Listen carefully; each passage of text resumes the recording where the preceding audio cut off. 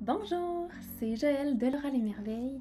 J'espère que tu vas bien. Je suis très contente de te parler aujourd'hui. Aujourd'hui, je vais te parler des routines. Qu'est-ce que c'est une routine?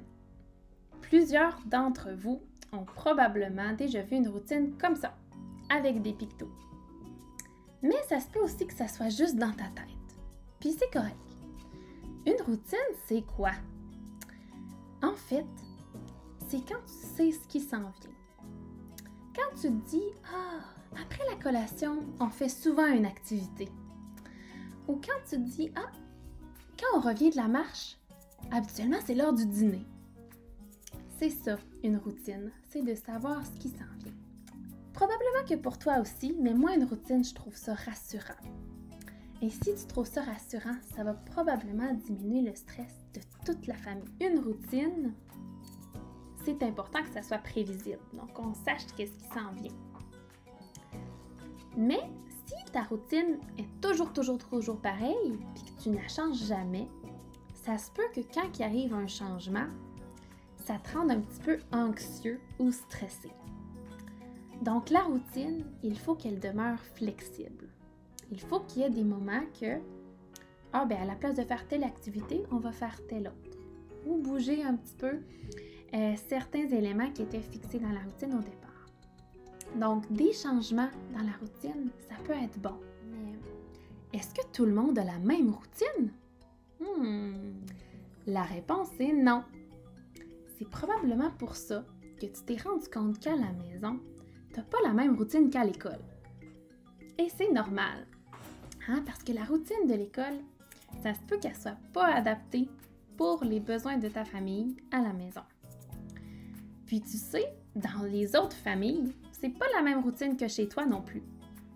Et c'est normal. C'est important que la routine chez toi réponde à tes besoins et aux besoins de ta famille.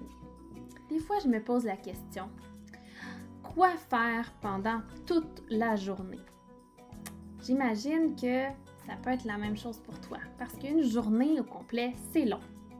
Puis, ça se peut que tu ressentes de l'ennui, puis que tu essaies de t'occuper autrement parce que, justement, tu as le goût de faire quelque chose. Je vais te donner quelques petits trucs pour pouvoir un peu plus remplir ta journée, mais pas trop. Premièrement, il y a différents types d'activités. Il y a les activités qu'on appelle dirigées.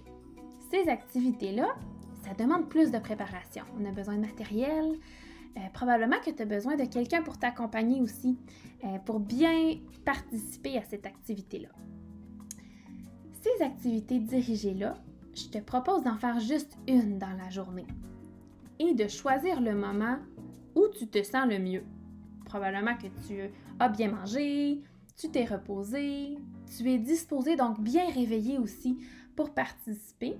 Et puis, c'est un bon moment pour ta famille également qui peut t'accompagner. Puis, le reste du temps, qu'est-ce qu'on fait?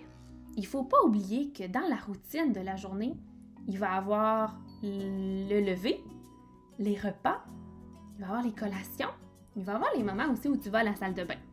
Puis, il va y avoir l'heure du dodo. Donc, quand on enlève tous ces moments-là qui sont déjà dans la routine installée, il ne nous reste pas trop de temps finalement. Puis, peut-être qu'on peut occuper le temps libre qui reste avec des jeux libres. Donc, jouer avec les jouets qui sont devant toi, qui sont disponibles. Mais je te suggère aussi de faire une activité puis aller dehors. Donc, de faire une petite marche, une sortie. Peut-être juste aller t'asseoir dehors au soleil s'il fait beau.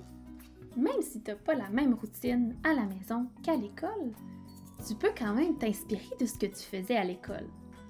Des activités que tu as préférées, comme ça tu peux montrer à ta famille qu'est-ce que tu aimes faire à l'école. Ça peut te donner des bonnes idées pour t'occuper à la maison. Je suis sûre que comme moi, tu as vu les capsules de mes collègues qui te présentaient différentes activités très stimulantes. Mais toutes ces bonnes idées-là d'activités, je t'invite à identifier celle que tu as aimée le plus et celle qui a le mieux fonctionné pour toi et ta famille. Et ces bonnes idées-là, je t'invite à les refaire une deuxième, une troisième, une quatrième fois et pourquoi pas en faire un rendez-vous hebdomadaire. Ça veut dire que à chaque semaine, on va dire par exemple le jeudi matin, ben ça va être le moment de faire du yoga.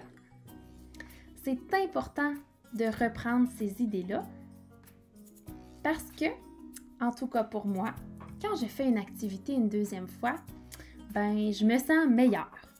Puis ça me donne un sentiment de fierté parce que je réussis des étapes de l'activité que peut-être la première fois, ben je les ai pas eues. J'espère que la capsule t'aura aidé à bien te sentir dans ta journée et je te souhaite une routine plein le cœur, plein les sens.